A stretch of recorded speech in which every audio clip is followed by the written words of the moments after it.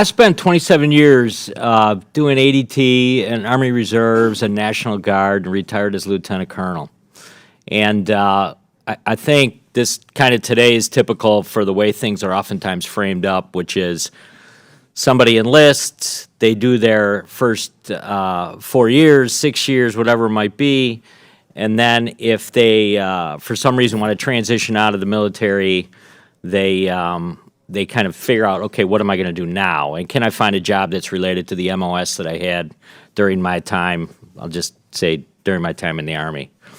But what hasn't been discussed, which I had a ton of contact on over my years in both the Guard and Reserve, was that many of these active duty soldiers transition into the Guard or Reserve.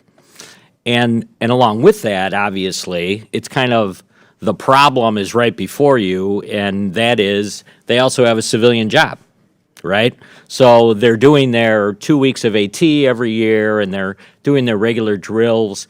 And during that period of time, a lot of people are either going to tech college, or some of them are in a 4-year institution, ultimately end up in ROTC or some other avenue. Has there been any study or any kind of 30,000-foot look on, it's like people solve this problem on a daily basis. What am I going to do in the civilian world? And they use the Guard and Reserve as a transition piece for them, sometimes because they don't want to leave the military. They love being in the military.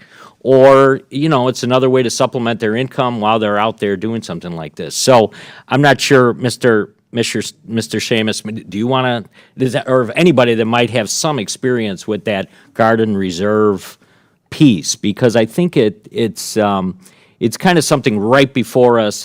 And I don't know that it's really being explored or analyzed at all.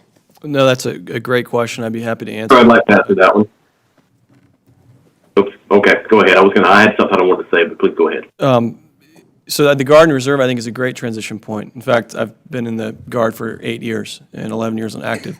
And so I absolutely appreciate the opportunities that the National Guard, the Air National Guard in my case, present.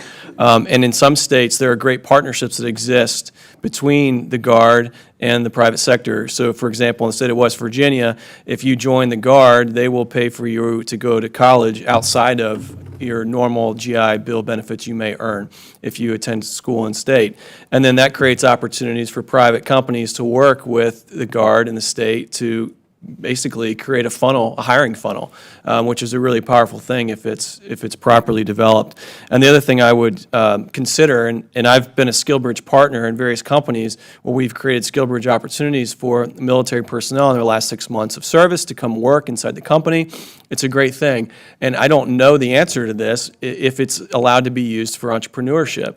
And if it's not, that would be an interesting suggestion to possibly look at, where can you use a SkillBridge program for you to spend 6 months with a partner, with a mentor, working to develop your business, especially if you have built-in access to capital associated with that.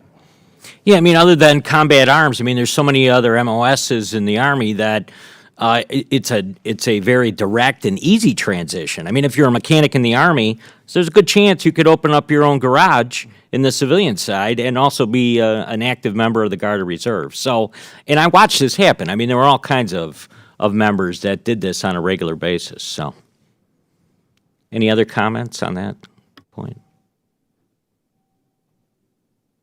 I can say that the EIDL loan, the Economic Injury Disaster Loan, was originally set up for Guard reservists who deploy. If they own a business and they're called out to deploy, they can get the EIDL loan as a bridge loan. It was used during the COVID because it was already in existence.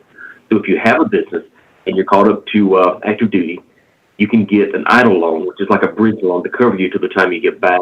Low interest rates, and it's a good program for those business owners who are in the Guard and Reserve.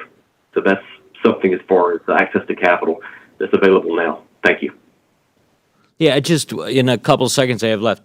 The other thing is just, a lot of my experience was in training divisions or RTECs themselves.